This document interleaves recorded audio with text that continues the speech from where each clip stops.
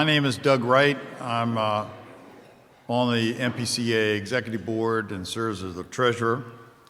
And it's been a great ride, and I greatly have enjoyed it. And I encourage anybody who wants to have the same great experience to think about joining our executive board or our board, because your talents and your skills are greatly needed for this organization to go forward and continue to do conferences like this. We have a long and packed agenda today, ending up tonight with a great meal in a great setting over near the Garden House. And we really encourage everybody to come. Those who were able to eat here last night enjoyed a great meal. And since it's already paid for, I asked maybe you might want to think about sticking around and enjoying that meal.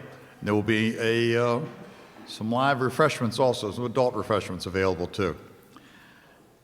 It's now my pleasure to introduce our first presentation today, County Commissioner Chris Corchiarino. And he has served on the county commissioners for a while here in Queen Anne's County, past president of the Commissioners Board. He's currently on the Board of Trustees for the Chesapeake Bay Trust and has done some other exciting things in and around the community, and I know he'll be presenting some great stuff. So before I turn it over, again, I want to reemphasize, stick around. We have a great day planned for you. If you haven't found it out so far, there's a QR code on all the signs around. We ask you to scan that, and there will be your program. So Chris, welcome.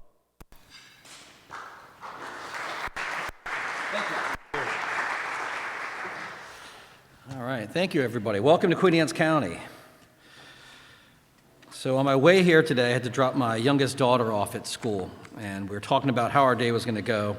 And I told her I was coming here to speak to you guys, and she gave me some words of advice. She said, "Dad, nobody wants to hear you speak for 30 minutes." And she said that they always put the boring stuff first. So, sorry, I'm the boring stuff, but I think that speaks well for the forestry guidance that's later on today, because that's probably the exciting stuff if my daughter is correct. And with those words of encouragement from my daughter, I will now lean into my prepared remarks for you. So welcome to the Maryland Planning Commissioners Association's 40th annual conference here at the Kent Island Resort. I am Chris Corchiarino. I'm the County Commissioner for District 4, which is right here on Kent Island. Over the last 40 years that the Maryland Planning Commissioners Association has educated citizen planners, much has changed. And this is no truer anywhere more than here in Queen Anne's County, which has seen much change in our community over the last 40 years. But if we go back a little bit further, we can see the genesis of that change, and we can better understand the importance of fortifying community development with a planning commission and board of appeals. In Queen Anne's County, our planning commission was formed in 1961, and the board of appeals in 1964, a mere 300 or so years after William Claiborne arrived here, making Kent Island the first settlement in what is now Maryland. For most of those 300 years, Queen Anne's County was rural, farmlands and small towns. In fact, our population went from 16,500 at the time of the Revolutionary War to 14,500 at World War II. That changed. In July of 1952, the first Chesapeake Bay Bridge opened, and just a few months after the first bridge opened, a developer named David Nichols quickly subdivided several Kent Island farms into more than 2,800 lots. Back in those days, Queen Anne's County had no zoning, and as I mentioned, this was a decade before we had the Planning Commission. Within 8 years, his 2,800 lots had grown to 4,600 lots. Many of those plots were no wider than 50 feet.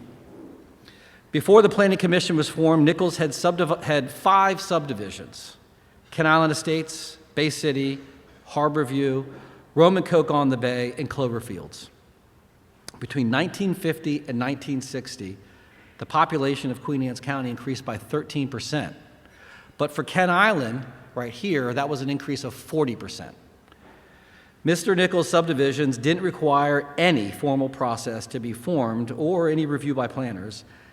It was not until later in 1962 that the county's interim zoning and subdivision ordinance was enacted, which finally required recording of a subdivision plat. The county's permanent zoning and subdivision law was not enacted until 1965. In 1973, concerned with the influx of growth, the county declared a moratorium on approval of any new subdivisions of more than 5 lots. It was then that the county commissioners, just 3 commissioners at that time, first hired full-time professional staff to handle zoning, planning, and public works. It's interesting because subdivisions like those created by Mr. Nichols would never be allowed under today's standards. And in Queen Anne's County, we continue to grapple with the lack of planning that Mr. Nichols left us. Flooding and resiliency issues in clover fields, failing septic systems in Kent Island estates that are just now being phased out to sewer through our award-winning EPA Southern Kent Island Sewer Project. Houses are still being built in some of these neighborhoods. Some of those neighborhoods still have gravel private roads that have to be brought up to county standards. As a commissioner, I see these issues as challenges that could have been avoided had these rogue subdivisions been subjected to review by a planning commission. These challenges were strange to me when I first moved here because as a kid I grew up in Columbia, Maryland. Right? This was back in the 80s, and it was a great place for a kid to grow up. The village concept meant that you had stores and restaurants by every neighborhood, and every day hordes of kids would use the endless bike paths to walk to school, visit friends, and explore the woods and ponds. There was intentionality to the layout of the community. It's interesting because Columbia was the project of James Rouse, who actually grew up here on the Eastern Shore. My experiences in Columbia and then my earlier days here in Queen Anne's County show the juxtaposition of how poor or lack of planning can impact the lives of citizens. Today, one of the biggest challenges facing Queen Anne's County is traffic backups caused by the Bay Bridge traffic. Backups that extend 8 to 10 miles are a common event in the summer. And I know some of you may come from jurisdictions that have daily gridlock, and so you have little sympathy for us. But imagine the impact of that gridlock when superimposed on areas with geographic and infrastructure constraints. An island with 2 ways to enter and exit, the Bay Bridges or the Kent Narrows Bridges. With seasonal traffic backs up 2.5 miles, it triggers that traffic to jump onto Route 18, which runs parallel to Route 50, and this is the only access that locals have. This causes Route 18 to become locked the length of Kent Island and all the way up to the outlet stores in Queenstown. We have 15 ramps on the west side of Route 50 and a 9-mile stretch of roadway, and they become locked down, choking half the population of our county. Unable to get to grocery stores, churches, parks, or to visit family. The impact also extends to our local businesses, some of which have permanently shuttered because of the growing traffic. And while this crippling condition is caused by seasonal transient traffic, the impact on Queen Anne's County citizens and local businesses was made worse by the lack of robust planning and the input of citizen planners. These backups are not new, and they were predictable. In 1977, there was a book called Why Island by Boyd Gibbons, and it discussed when James Rouse wanted to develop Why Island into another sort of Columbia. And he's recounting the concerns about traffic back then in the 70s, and he says, on Sundays, when most shore people do a little casual driving and visit friends after church, the hordes return from the beaches and tempers reach a breaking point. The line of cars backed up across Kent Island and some well below Y Mills, creating a barrier across the county as impregnable as the Pyrenees. The second bridge mitigated this problem, but the pattern was established, and we're going through that again now. Unfortunately, Queen Anne's County has endured cycles of NIMBYism that has whipsawed the county between extreme views for and against development. These views failed to appreciate things that we all know to be true. Communities need growth to thrive, and when a community is safe, schools are good, and economic opportunities exist, more people want to move there. Instead of planning for how the county would guide inevitable growth, different commissioners through the history of Queen Anne's County cycled through a pendulum that shifted from arcane restrictions on development to untethered development. What resulted is a hodgepodge of development.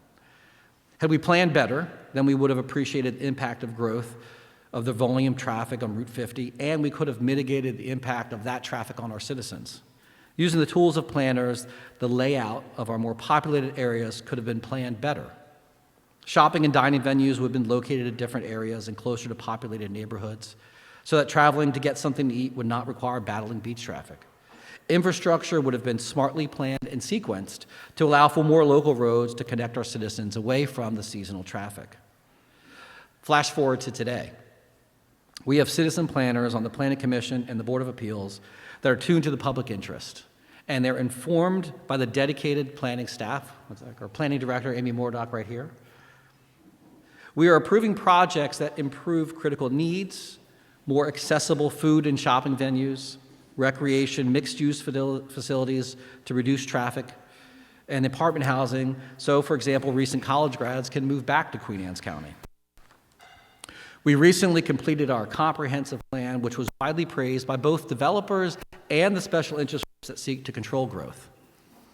Unlike with past comp plans, we did not experience packed rooms of angry citizens complaining about how the county was growing.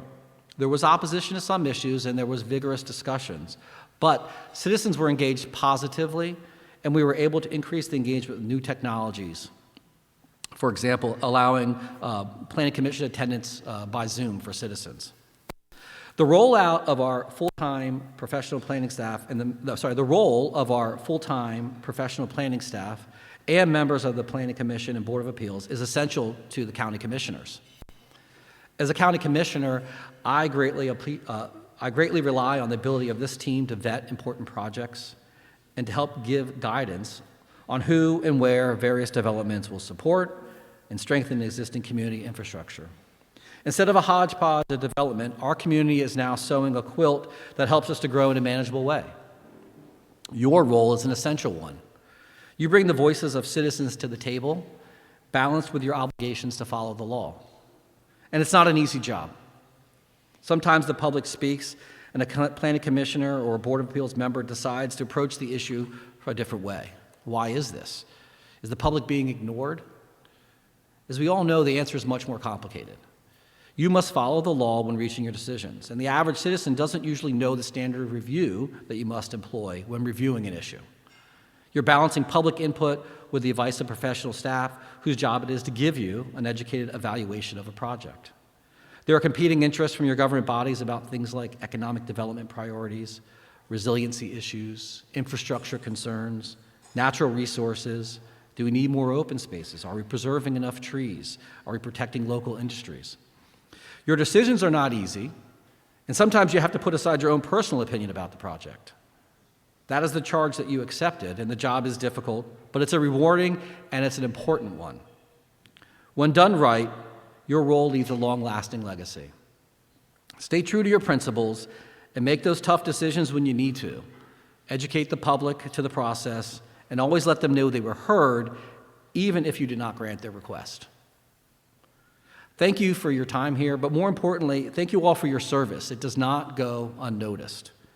Lastly, I want to thank you for coming to Queen Anne's County, and on your way out, please spend lots of money at our local businesses. Thank you.